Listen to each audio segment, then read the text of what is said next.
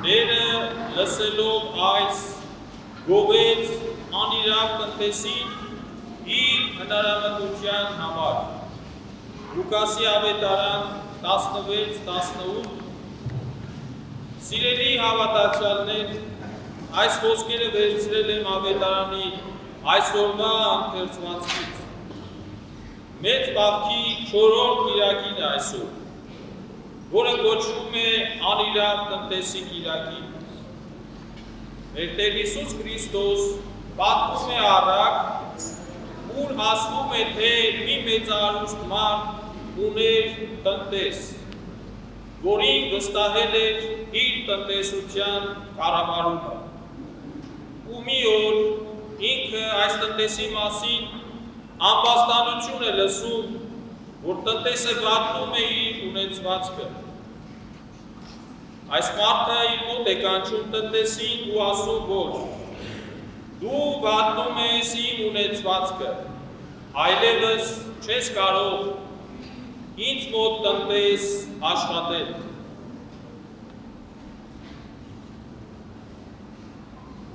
Հաշվետվություն ներկայացրու և աշխատանքից ազատվելու ես։ Տնտեսը չի փորձում արդարանալ, որովհետև գիտի, որ մեղավոր է։ Նա մտածում է, ինչ եմ անելու, ինչ պիտի անեմ, ինչպես պիտի ապրեմ դրանից հետո, աշխատել չեմ կարող,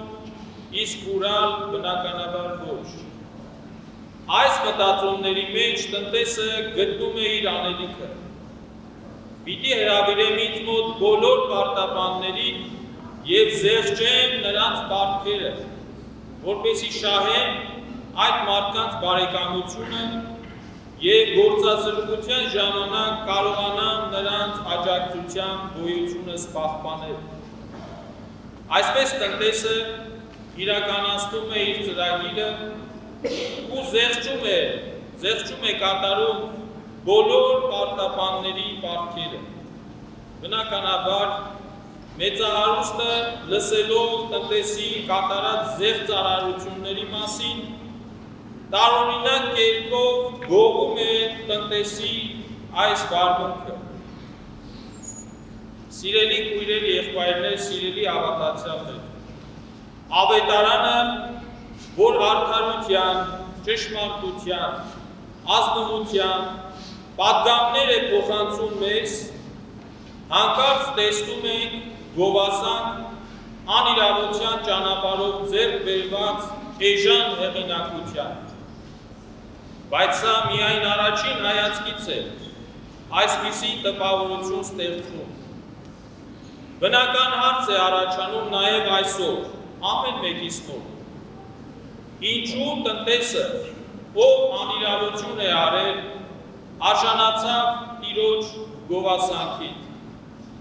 Սա միանշանակ զեղծարարություն է, որը նույնիսկ պատժելի է քրեական օրենսգրքով։ Սակայն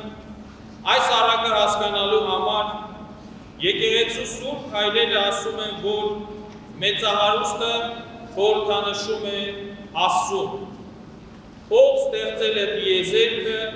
և ամեն բան։ Տնտեսը, որ սուրբ հայրերի մարդն է,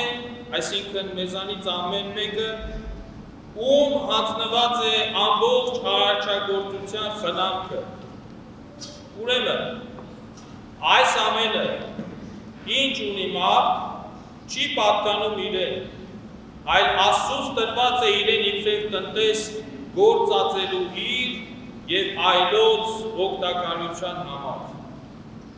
Ամեն ինչ այս կյանքում, նույնիսկ մեր ծնվելը, ծնունդը, աշխարհ գալը մեզանից կախված չէ։ Մենք չենք վաստակել այն,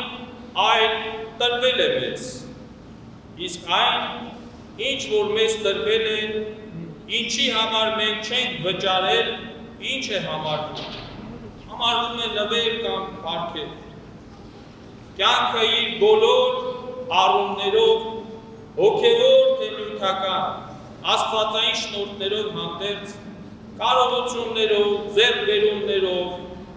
մեզանից ամեն մեկը իր իբրև տնտեսներ, պարտավոր ենք ճշմարիտ կերպով վարվել, Աստծո տրված ցանկացած բարի իր նպատակի։ Որպես տնտեսներ, մենք պարտավոր ենք մեզ տրված տնտեսությունը, բարիքները գործածել իշա հասարակության բարօրության համար։ Աստծուց մեզ տրված բարիքները միայն մերը չեն, միայն մեզ չեն պատկանում, այլ պատկանում են նաև մեր նմաններին։ Ուրեմն մինչ այն պահը, երբ տնտեսը մեծահարուստի ունեցվածքը օգտագործում էր իր կարիքների համար, նա չարիք էր կատարում և դատապարտվեց իր տիրոջ կողմից, բայց երբ այդ ամենից բաժին հանեց կարիքի մեջ գտնվողներին, նա արժանացավ գովասանքին։ Այս կերպ մեկնելով առակը հասկանալի է դառնում Տեր Հիսուս Քրիստոսի պատմած առակը բոլորիս համար։ Սիրելիներ, մեզանից ամեն մեկը կարող է արժանանալ Քրիստոսի գովասանքին, եթե մեր ձեռքի տակ եղած հնարավորություններից օգտակար լինենք այլոց, այլ մարդկանց բարօրության համար։ Այսօր շատ տնտեսներ կան, մեզանից ամեն մեկը իր չափով մի տնտես է։ Եվ այս գեղեցիկ ու շատ իմաստուն առակի տեսանկյունից եթե նայենք ինքներս մեզ, ինչ գնահատական կտանք մեր վարած, մեզ վստահված տնտեսության կառավարման հարցում։ Այսօր եթե արդարությամբ, իրոք արդարությամբ նայենք մեզ, մեր շուրջը, կտեսնենք բազմաթիվ անիրավ, նույնիսկ հանցագործ տնտեսների, կտեսնենք բազմաթիվ և անհամար չարաշահումների և զեղծարարությունների։ Այսօր ցավոք նյութը, նյութականը դարձել է ամեն ինչի սկիզբը և ամեն ինչի վախճանը։ Ամեն ինչ պտտվում է նյութի, նյութականի շուրջ։ Տնտեսության անիրավ ձևով տնօրինել է առաջ է գալիս այն ժամանակ, երբ ամեն մի տնտես ինքը իրեն հռչակում է որպես տեր և իշխան ամեն ինչի վրա, ինչը իրեն ընդամենը ժամանակավոր էր հանձնվել։ Սիրելի հավատացյալներ, ինչ որ խոսում ենք, ինչ որ կատարում ենք, 100%-ով հաստատ իմանանք, որ այդ ամենի մասին գիտի Աստված, տեսնում է աշխարհի վրա տեղի ունեցող բոլոր գործերը։ Աստված կարդում է, տեսնում է մեր բոլորի անգամ մտքերը։ Բոլորս զգուշանում ենք, որ մեր շարժումներից զգուշանում ենք, մեր խոսքից, երբ իմանում ենք, որ ինչ որ մեկը պիտի իմանա այդ մասին։ Աստված գիտի մեր մասին ավելի, քան մենք կարծում ենք։ Տերը գիտի անգամ մեր սրտի մեջ եղած պարունակությունը։ Ուրեմն, սիրելիներ, լինենք այնպիսի տնտեսներ, որ կարողանանք պարզ ճակատով, մաքուր սրտով արդարանալ Տիրոջ առջև։ Մենք չենք կարող մեզ հանձնված և վստահված տնտեսությունը, ինչ էլ որ այն լինի, մեզ տրված կյանքը, մեզ տրված առողջությունը, մեզ հանձնված հարստությունը, նյութական և հոգևոր արժեքների հետ վարվել կամայական և անփույթ կերպով։ Մենք պարտավոր ենք պահպանել այն, ինչպես Աստված ակնկալում է մեզանից յուրաքանչյուրից։ Բնական է, թերացումներ, բաց թողումներ լինելու են և կլինեն։ Եվ շատ բնական է դա, որի համար Աստված տվել է մեզ հնարավորություն